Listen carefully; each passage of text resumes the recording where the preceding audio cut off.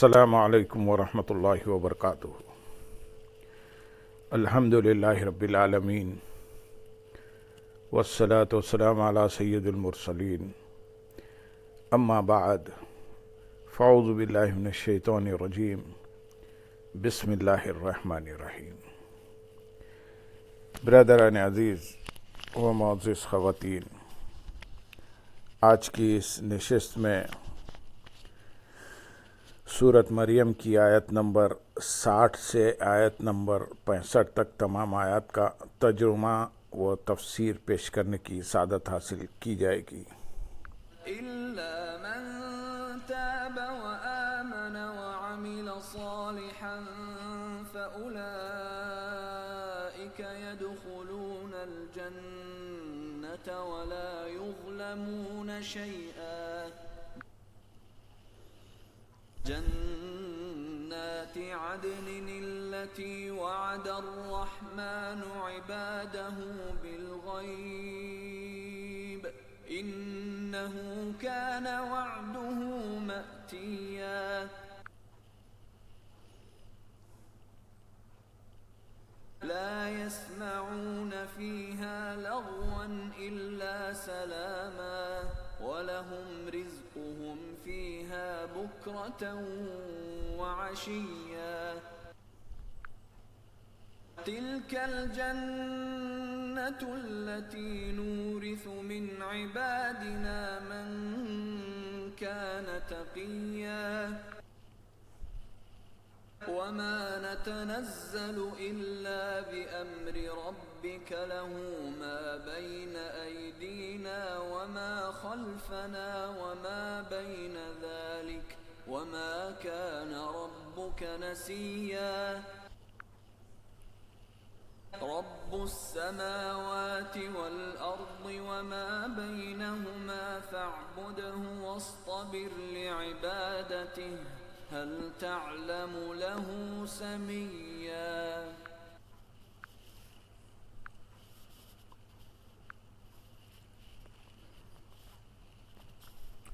مگر جنہوں نے توبہ کی اور ایمان لائے اور نیک کام کیے تو یہ لوگ جنت میں داخل ہوں گے اور ان پر کوئی زیادتی نہیں کی جائے گی۔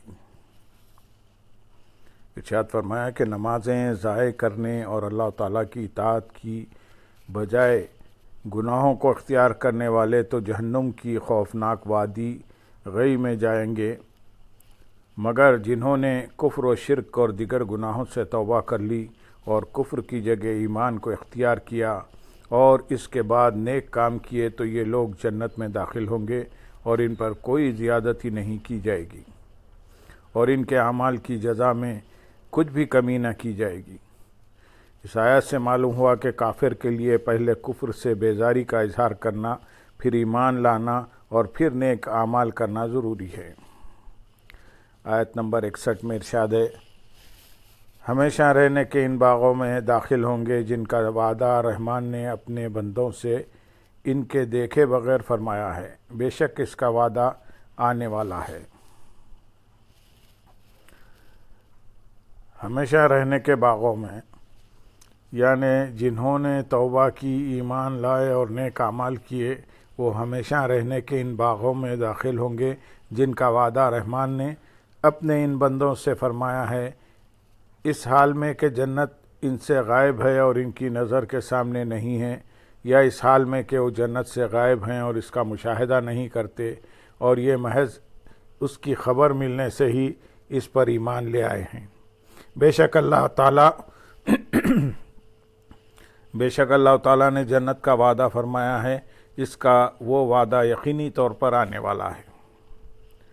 آیت نمبر 62 میں ارشاد ہے، وہ ان باغات میں کوئی بیکار بات نہ سنیں گے مگر سلام، اور ان کے لیے اس میں صبح و شام ان کا رزق ہے۔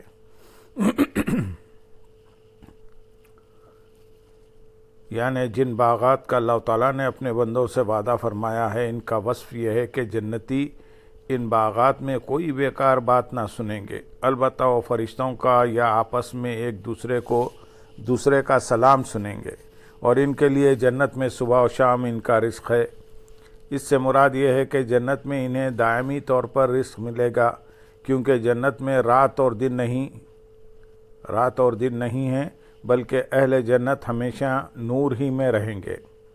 یا اس سے مراد یہ ہے کہ دنیا کے دن کی مقدار میں 2 مرتبہ جنتی نعمتیں ان کے سامنے پیش کی جائیں گی، البتہ وہ خود جس وقت جتنا چاہیں گے کھائیں گے، ان پر کوئی پابندی نہ ہوگی۔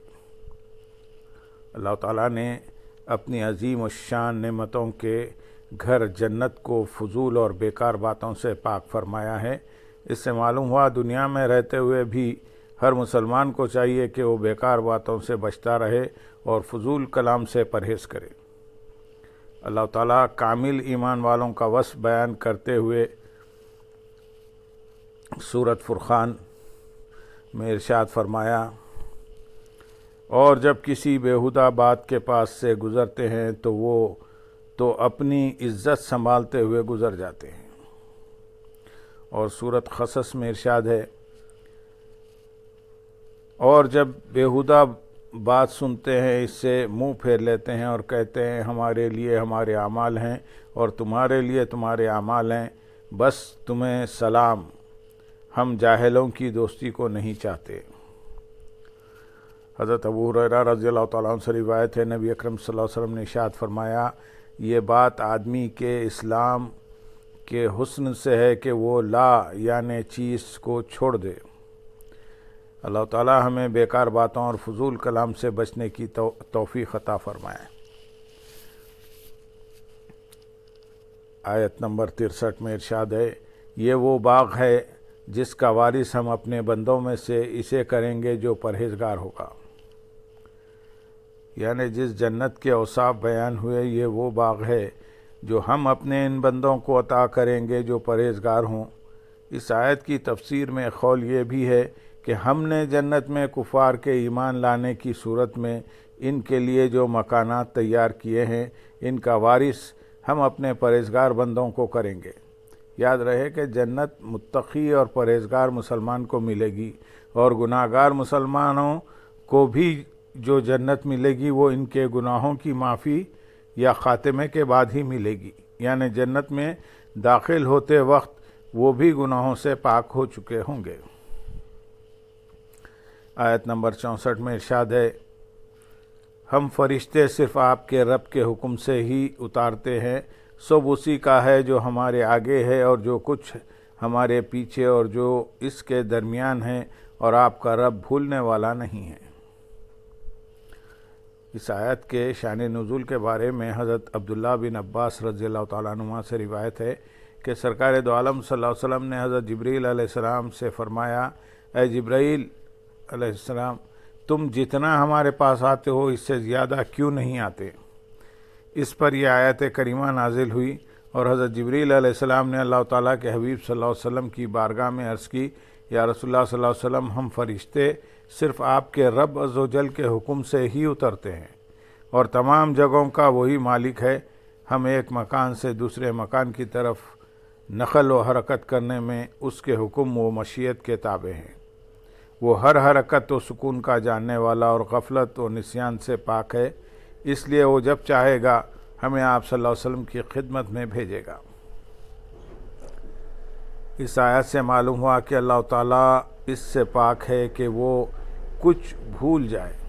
اس سے ان لوگوں کو اپنے طرز عمل پر غور کرنے کی سخت ضرورت ہے جو مذاق میں کسی بوڑھے کے بارے میں یا کسی چیز کے بارے میں کہہ دیتے ہیں کہ اللہ تعالیٰ تو اسے بھول ہی گیا ہے۔